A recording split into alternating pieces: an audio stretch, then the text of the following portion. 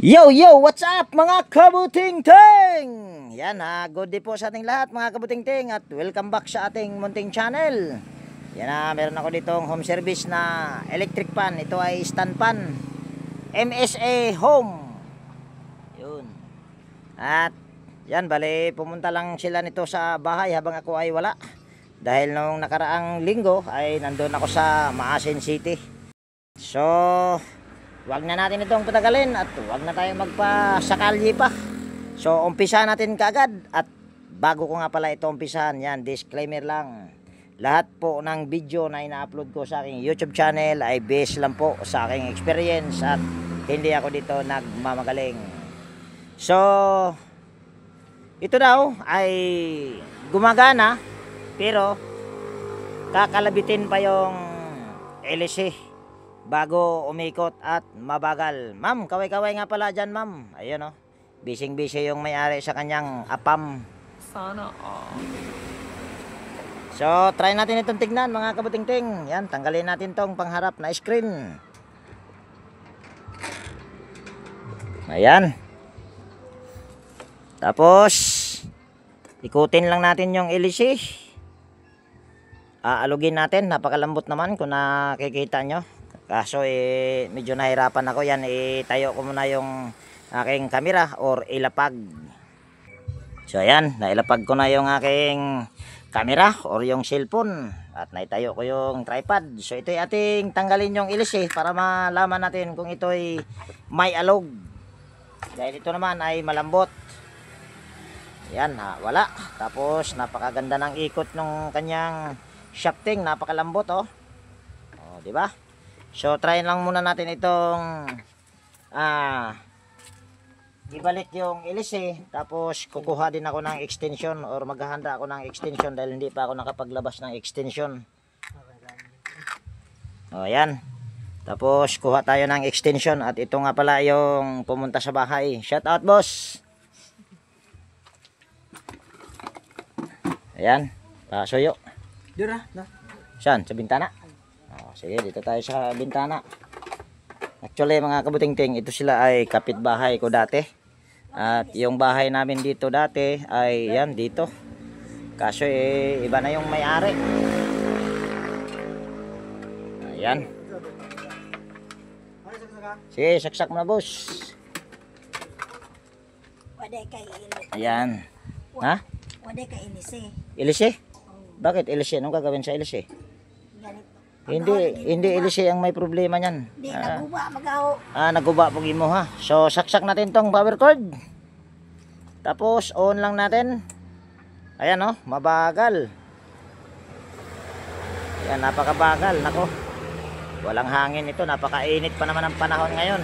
Sabi nung lalaki na pumunta sa bahay, kailangan pa daw kalabitin, pero nakita nyo naman gumagana, yun nga lang mabagal. So isa lang ang nito, ibig sabihin magpapalit lang tayo nito ng capacitor mga kabuting-ting. So patayin lang natin, tapos sugutin ko lang yung saksakan. Ayan, kuha lang ako dito ng Phillips screw. So tanggalin natin ito. Ganon din yung kanyang knob. Ayan. Tapos tanggalin lang natin yung tornilyo sa takip sa motor. Nag-video ka rin, ma'am? Video na lang tayong lahat nito, ma'am. Napakalinis mga kabuting-ting. Nice. Ito ang magandang customer. Nililinis yung kanilang motor. Yun nga lang mabagal.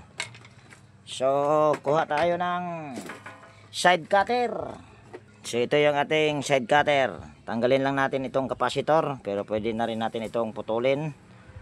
Ayan, dahil sigurado namang yan ang problema.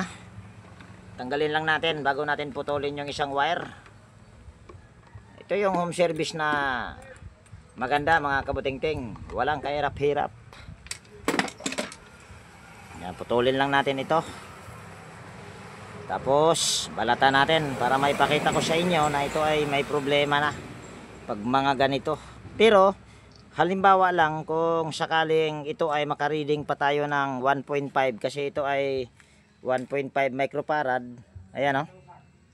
Ayan, 1.5 ba or parang malabo ah. Parang 1 UF lang yata nakalagay mga kabuting-ting ah. Tingnan natin ng maigi. Ayan, 1.5 microfarad. Ayan, oh. Oh, di ba? Nasa aking kuko. So, kuha tayong tester. Apat na nga yung mata na ginagamit, eh malabo pa rin. Wala na. Pag tumatanda na talaga tayo, eh mukhang malabo na yung ating paningin. Gamit tayo ng digital tester. Ito yung ating i-on lang. Tapos select natin sa capacitance. Ayan. Laptop ba? Unsa na? Kasi hindi kita. Pwede ra. So itatayo natin ng konti. Ayan. Vlogger. Ting-ting Tapos ting ba? ayan. Tingnan natin kung ilang microfarad na lang ang ating ma-reading nito or makuha. So tingnan natin. Ayun, 1 UF na lang, 1.1. So ibig sabihin, ito ang may problema. So kukuha lang tayo ng kapasitor. So ayan, bali ito daw pala mga kabuting-ting ay 1.8. Mga malabo na nga talaga siguro yung mata ni Inting ah. Yan o, 1.8 daw pala, tinignan ng mayari. Ako hindi, kahit nakasalamin na ako, hindi ko masyadong makita. Akala ko 1.5 lang. Kagwang talaga. So mayroon na ako ditong kinuhang pamalit. Ito ay 2 UF. Dahil pwede ito sa 2 UF dahil wala naman akong 1.8. Wag lang tayong bababa. Kasi kung bababa tayo, aandar naman siya pero hindi ganoon ka bilis. Hindi ganun kalakas. So ayan o, malabo pa rin. Ayan, 2 UF talaga yan. Ayan o, okay. So balatan lang natin itong wire na pinutol natin kanina. Hindi ta reception dyan. Di mo makita. Ayan. Dan ni diri ah. Mas nindot sa diri kay makita. Lagi pero nindo tagi dyan. Ayan. Tapos para hindi tayo gagamit ng electrical tape, ayan, mayroon na akong hinanda ditong spaghetti or cambric tubing. Tawag nila sa iba nito eh cambric tubing. Ako nakikigaya lang dahil hindi ko naman to pinag-aralan. Ayan, tapos dugtong lang natin dito. Kung mapapansin nyo, parehas yung kulay black, tapos dito naman sa kabila ay pula tsaka brown. Ayan, walang problema yan. Ito hindi ko na to hihinangin.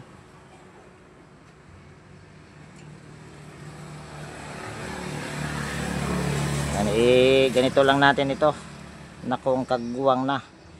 Kaya tang hindi magkasya. Baliktarin natin. Dito natin sa kabila pasok. Parang mas makapal ito dito banda.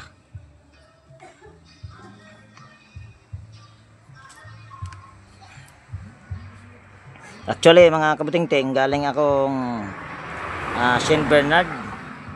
Kaso mukhang sumablay yung aking sa Saint Bernard home service. Yung pinagawa nila na washing machine mga kabuting-ting ay automatic na inverter. At ang problema niyan mga kabuting-ting, mabagal at saka nag-i-error. At mayroon din silang orbit fan na ang brand ay standard.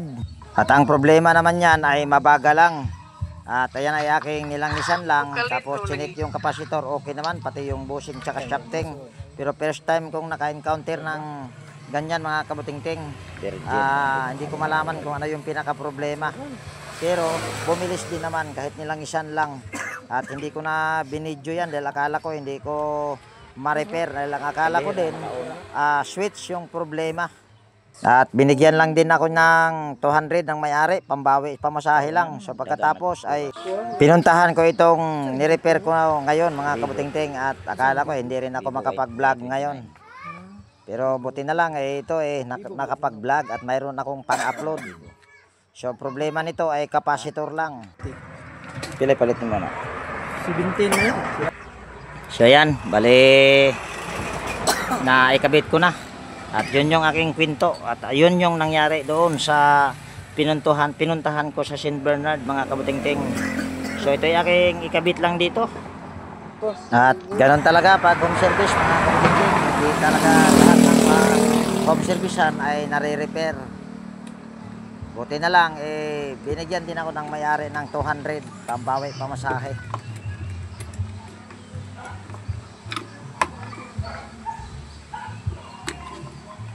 So ayan, nakakabit na yung kapasitor. Bago natin ito i-testing, ito ay ating, wag na muna. Testing pala muna natin bago natin lagyan ng, ano yan, langis. Yan, saksak ko dito yung power cord. Tapos on lang natin, tingnan nyo yung LC kung mabilis na umikot. Ayan, naka number 1 yan pero parang mabagal. O tingnan nyo na lang kung mabilis na ba. Yan, number 1 parang mabagal pa rin ano. Dos. Kusog na. Ha? Kusog na. Kusog na ba? Oo, kusog na. Kusog ka na ako. Mabilis na, ma'am? Ayan, mabilis na daw sabi nila mga kabutingting. Ayan sila. Pero parang ako, parang nababagalan. Lupa ni Ron. Sa bagay ay nakatalikod naman ako. So lagyan natin yan ng langis. Kusog na. Tapos lilinisan din natin.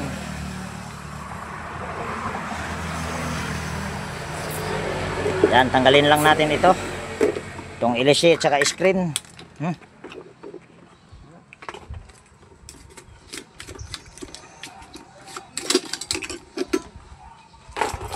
So ito, para hindi ka na mahirapan, para hindi ka na magbaklas, ito lang ang gagawin natin. Ayan. Kuha tayong langis. Dito. Tapos, gaganituhin lang natin para yung langis pumasok doon sa bushing. Ayan. Ayan o, lumambot na. Lalong lumambot. Kaso mas maganda siguro kung tanggalin muna natin tong dalawang tornilyo tapos lalagyan din natin dito. Hindi ko na ipakita yung pagtanggal ng tornilyo. So ayan, bali natanggal ko na yung pangharap na cover sa motor. So para malagyan natin yung dito, yan, gamit tayo dito ulit ng langis. Tapos mahaba yung ganito. Tapos gaganyan lang natin, dudukutin lang natin para mabasa na rin yung kanyang foam. O yan. Kabilaan yan mga kabutingting. Tapos gaganito natin ulit. Yan, tapos iikot-ikutin. O yan, lalong lumambot. Tapos ganon din dito sa kabila. Lagyan din natin para mabasa yung pinaka shafting nya at saka the same time dami-damihan na rin natin para mabasa yung foam. Tapos ganun ulit. Ayan. Tapos yan, lalong lumambot. Ayan di ba? Pero pag mga ganitong klaseng motor mga kabutingting, yan ko nakikita nyo, hindi ako nagagandahan pag ganitong klaseng motor. So isauli ko muna yung screen at hindi ko muna tatakpan. At hindi ko na ipakita yung pagbalik sa pangharap na cover sa motor at saka yung screen at saka LC. So stipot muna kayo dyan. Ayan, bali na assemble ko na or naikabit ko na yung screen at saka yung LC. Pero sabi ko kanina, hindi ko muna takpan dito para makita nyo rin na yan ay pinalit. Yan pa rin yung kapasitor na aking ipinalit. So testing natin ito ulit. Saksak ko dito yung power cord. Tapos pihitin lang natin sa number 1. Ayan. Para yatang parang ganun pa rin. So yan lang talaga yung ikot nya. So sila na lang yung tanongin natin kung ayan ba ay bumilis. Pero para sa akin medyo mabagal talaga yan. Ano boss? 1 pa lang naman din yan. Number 2. Number 3. Ha? Ara naman kunong kusuga mga kabutingting. Ibig sabihin mabilis na daw. Okay na boss? Ha? Okay na daw. Pero para sa akin, kahit ayan ay okay na sa kanila, parang nababagalan ako sa bagay. Maliit lang naman yung motor nito. So takpan na natin ito.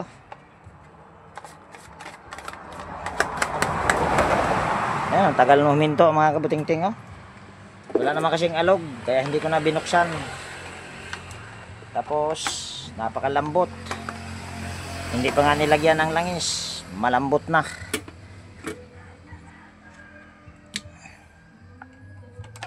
Ayan. Tapos tornilyo at lagyan natin na ng knob yan. Ayan.